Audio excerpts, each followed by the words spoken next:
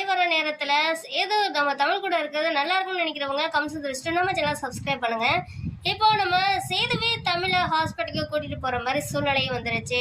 இன்னொரு பக்கம் நம்ம ராஜாங்க எதிர்ச்சியா ஃபோன் பண்றாரு. அப்போ நம்ம சேது ஹாஸ்பிட்டல்ல இருக்குன்னு சொன்ன உடனே பதறி அடிச்சு எல்லாரும் ஹாஸ்பிட்டல் ஓடி வராங்க. என்னாச்சோ ஏதாச்சோன்னு கடைசி பார்த்தா நம்ம தமிழுக்கு பிரசவ வலி வந்துதான் நம்ம சேது ஹாஸ்பிட்டலுக்கு வந்தக்காரு தெரிஞ்ச உடனே அமைதியாயிரு ராஜாங்கமும்.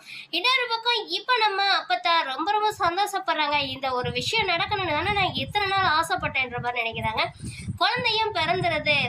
ஒரு குழந்தை பிறக்குது, அந்த குழந்தை ரொம்ப ஆரோக்கியமா இருக்கு. ரெண்டாவது குழந்தை பிறக்குது, ரெண்டாவது குழந்தை இப்ப கண் விழிக்காம இருக்கு ரொம்ப நேரமா. இதனால டாக்டருங்க அங்கிட்ட இங்கிட்டுமா ஓடுறாங்க. என்னாச்சும் ஏதாச்சும்னு கேட்கும்போது ஒரு நிமிஷம் இருங்கன்னு நம்ம சேதுவை சொன்னோன்னே சேது அங்கேயே நொறுங்கி போயிடுறாரு. என்ன நடக்க போகுது அப்படின்னு பொறுத்து பார்க்கலாம். வீடியோ பிடிச்சிருந்தா லைக் பண்ணுங்க. ஈஸ்வரிக்கு சரியான பதிலடி நம்ம சேது கொடுப்பாருன்னு நினைக்கிறவங்க லைக் பண்ணி ஷேர் பண்ணுங்க.